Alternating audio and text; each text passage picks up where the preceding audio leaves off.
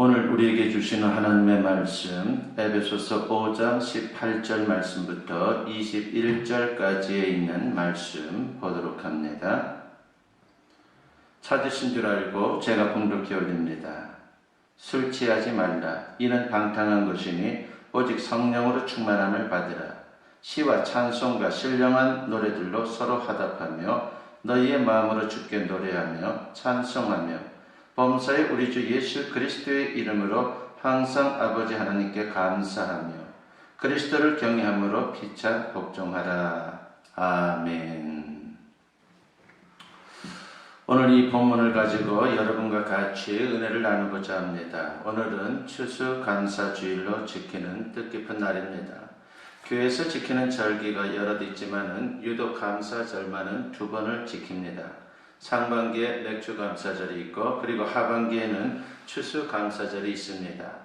이렇게 2번이나 지키는 이유는 바로 2가지라 말씀드릴 수가 있습니다. 첫째는 감사가 그만큼 중요하기 때문이고 두 번째는 사람들이 감사를 너무도 쉽게 잊어버리기 때문입니다.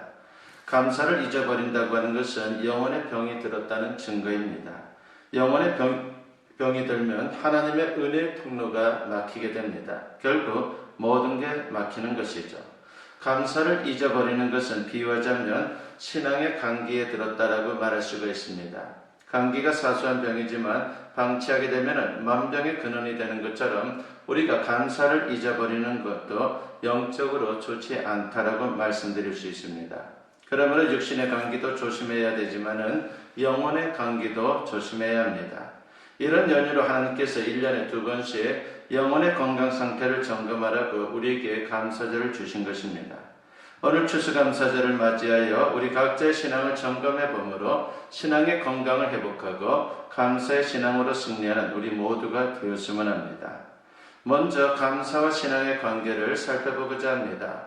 오늘 본문에 보면 사도 바울이 뭐라고 증가합니까? 본문 18절 말씀에 보면 술 취하지 말라. 이는 방탕한 것이니 오직 성령으로 충만함을 받으라 하고 있습니다. 그리고 본문 20절 말씀에 보면 범사에 우리 주 예수 그리스도의 이름으로 항상 아버지 하나님께 감사하며 라고 있습니다. 성령 충만이라고 하는 것은 성령의 지배를 받는 것입니다. 그러면 지성, 감정, 의지가 성령의 뜻대로 작동이 됩니다. 그래서 찬송이 저절로 나오고 감사가 저절로 나오게 되는 것이죠. 그러니까 감사는 성령 충만의 증거 중에 하나가 되는 것입니다. 또 이렇게 정리할 수가 있습니다. 신앙과 감사는 정비례 한다라고 말합니다. 그렇습니다. 흔히 많은 사람들이 착각하는 것이 있죠. 환경이나 조건이 좋아지면 감사할 것이다라고 그렇게 생각합니다. 그러나 사실은 그렇지 않습니다. 아무리 환경이나 조건이 좋아져도 얼마든지 원망과 불평을 늘어놓을 수 있는 것이 바로 우리 인간입니다. 특히 우리 인간은 비교의식 때문에 자기보다 조금이라도 나아 보이는 사람이 있으면 금세 원망하고 불평합니다.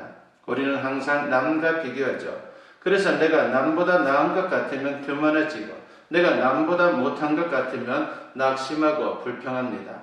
요즘 현대인들이 과거에 비해 얼마나 좋은 환경과 조건 가운데 살고 있습니까? 그래도 불행한 이유는 상대적 박탈감, 상대적 빈곤감 때문입니다. 그래서 감사하지 못하는 것입니다.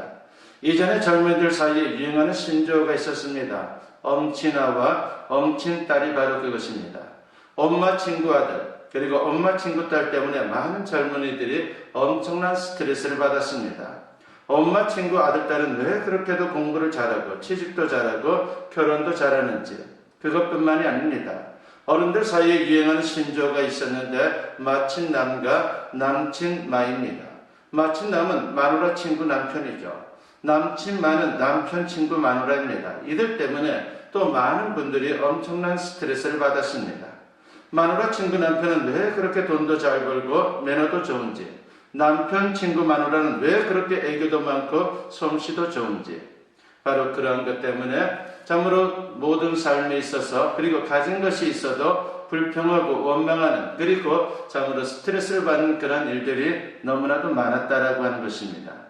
어느 중년 부인의 이야기입니다. 그녀는 평소에 아주 행복한 그런 인생을 살았습니다. 남편은 직장에 잘 다니고 월급날이 되면은 꼬박꼬박 온라인으로 입금이 되었습니다. 아이들도 말썽 부리지 않고 학교에 잘 다닙니다. 큰 평수 아파트는 아니지만 전세를 면하고 내 집도 마련했습니다. 그러던 어느 날 여고 동창회에 다녀오게 되었습니다. 아침에 기분 좋게 옷을 차려입고 나섰습니다. 그런데 동창생들이 저마다 모임에서 자랑을 늘어놓는 것입니다.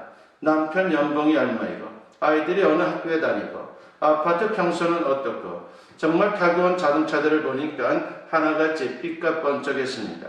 그러면서 괜히 마음이 울컥해졌습니다.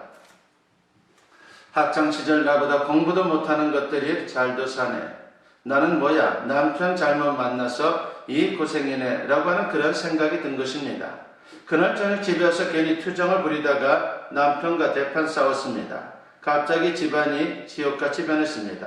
비교의식 때문인 것이죠. 인간의 욕심은 한도 끝도 없습니다. 아무리 환경과 조건이 좋아져도 욕심을 제어하지 못하면 불평할 수밖에 없는 것이고 항상 불행하다라고 하는 생각을 갖습니다. 그렇습니다. 생각이 잘못되어 불평하는 것입니다.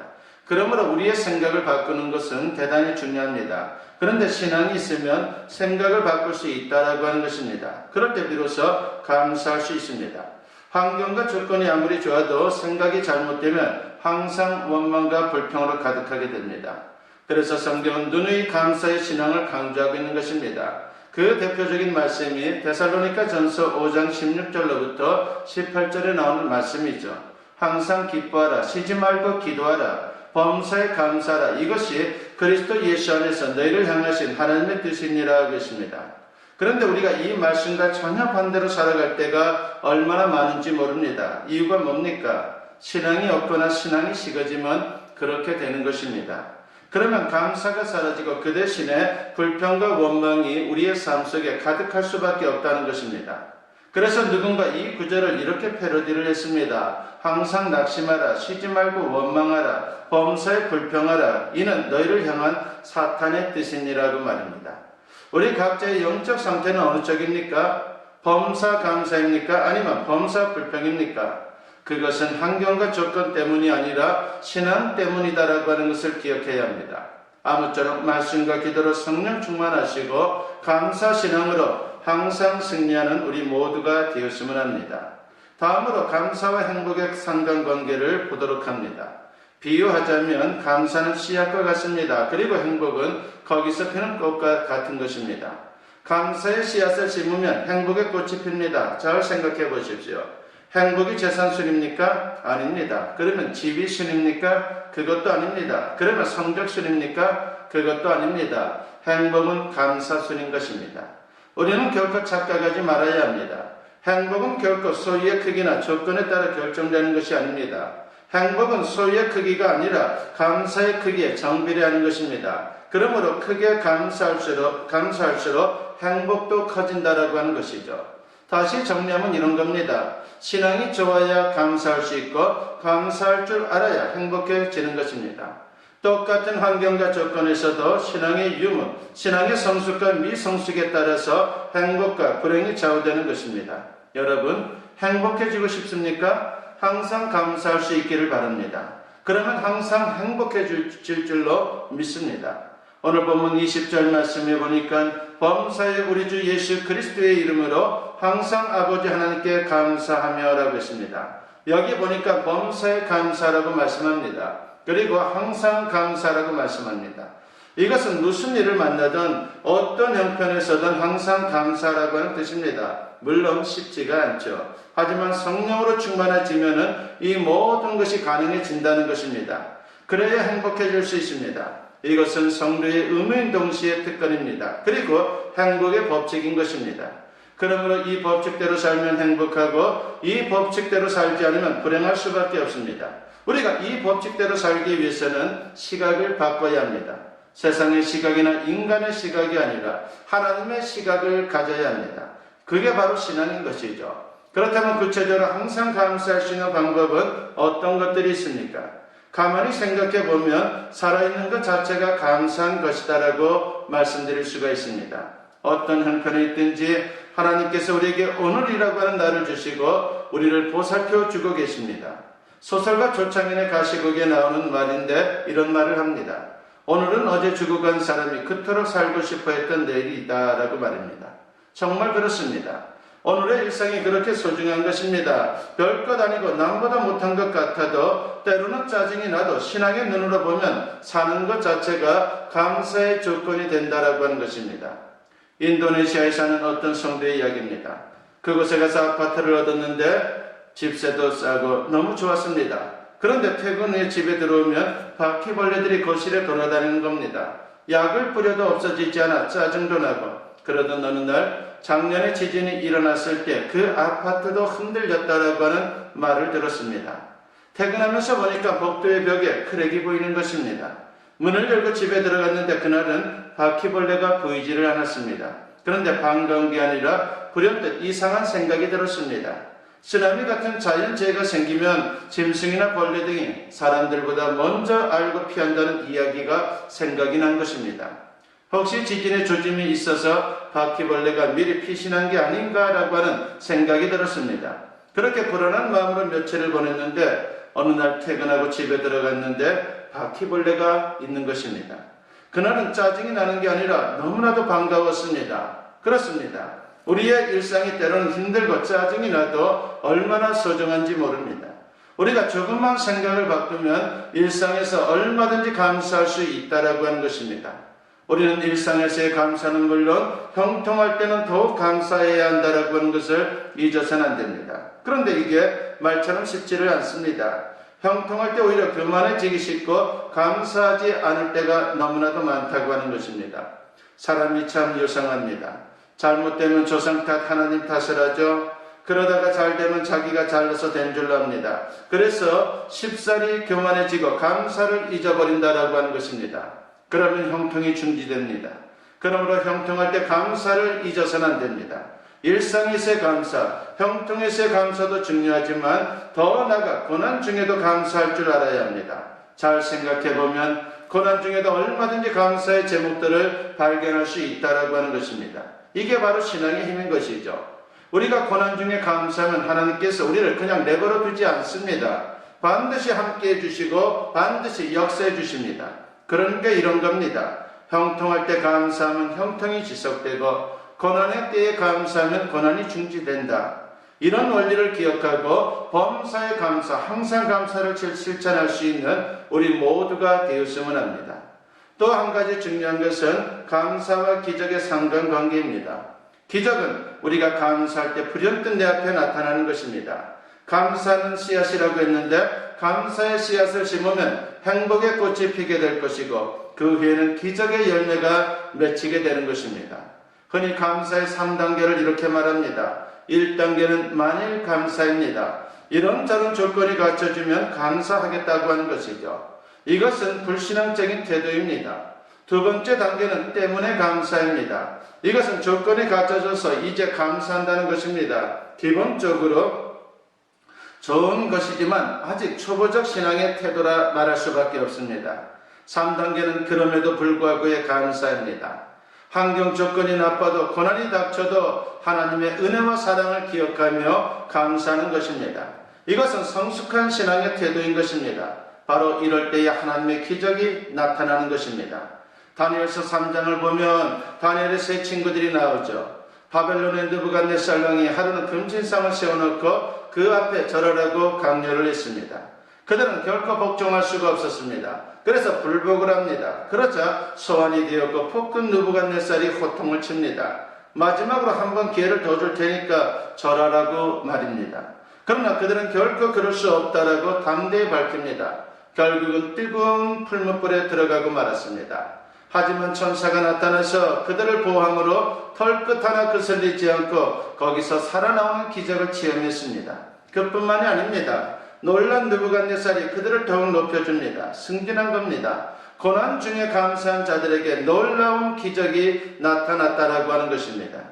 오래전에 한참 인기 있던 개그 콘서트에 감사합니다라고 하는 코너가 있었습니다. 그 중에 하나입니다. 아들 녀석이 유학 간 데서 돈이 없어서 걱정했는데 마누라도 같이 간데 감사합니다. 박사까지 하고 온데 감사합니다. 라고 하는 이러한 내용입니다. 재밌게 세태를 풍자한 코미디였습니다. 얼마나 웃었는지 모릅니다. 그런데 웃고 나면 뭔가 씁쓸한 마음이 드는 것도 사실이었습니다.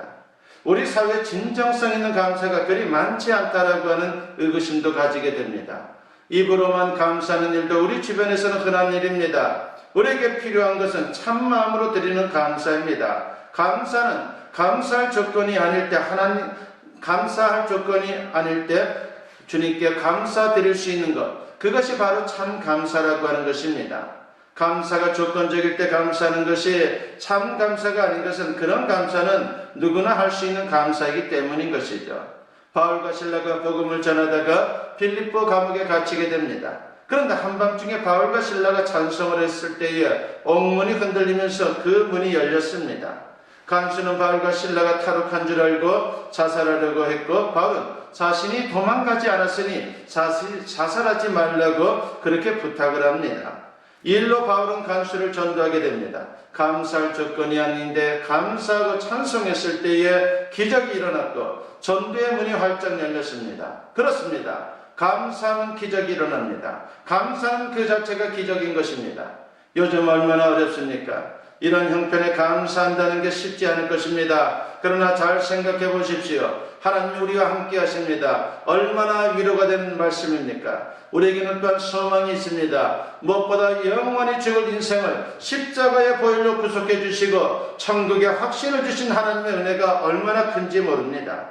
성도는 살아있는 것 자체가 감사이며 죽어도 천국이기에 죽는 것조차도 감사인 것입니다. 그래서 여러분에게 이런 제안을 해봅니다. 일일 삼성이라고 하는 말이 있죠. 전국의 철학자 증자의 말입니다. 하루에 3번씩 자신을 돌아보고 반성하면 바른 인생을 살 수 있다는 것입니다. 저는 이 말에 한 가지를 더 보태고 싶습니다. 일일 삼사라고 말입니다. 하루에 3번씩 감사하자는 겁니다. 여러분, 감사의 노트를 만들어 보십시오. 감사 일기장을 만들어 보십시오. 아니면 잠자리에 들 때마다 감사의 기도 시간을 잠깐이라도 여러분 가져볼 수 있기를 바랍니다.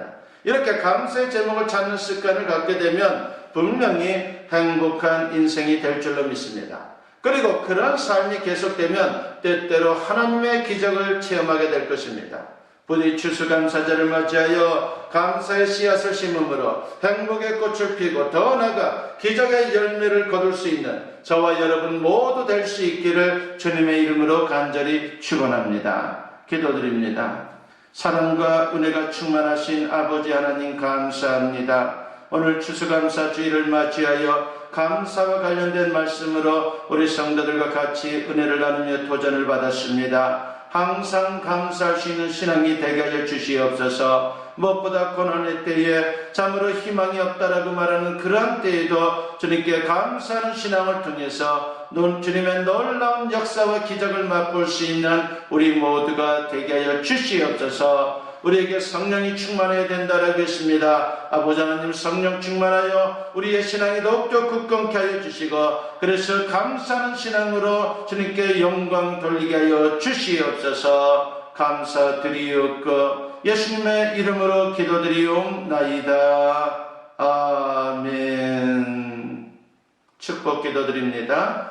이제는 우리 주 예수 그리스도의 은혜와 아버지 하나님의 무궁하신 사랑하심과 성령의 감화감동 역사 충만하심이 오늘 주님께 예배로 영광 돌리며 이제 선포된 말씀과 같이 어떤 자리에서 어떤 처지에서 어떤 환경에서도 주님께 감사로 나아가기를 다짐하고 결단하며 세상을 향하는 주님의 사랑하는 자녀들 위해 지금으로부터 영원토록 함께 하시기를 간절히 축원하옵나이다. 아멘.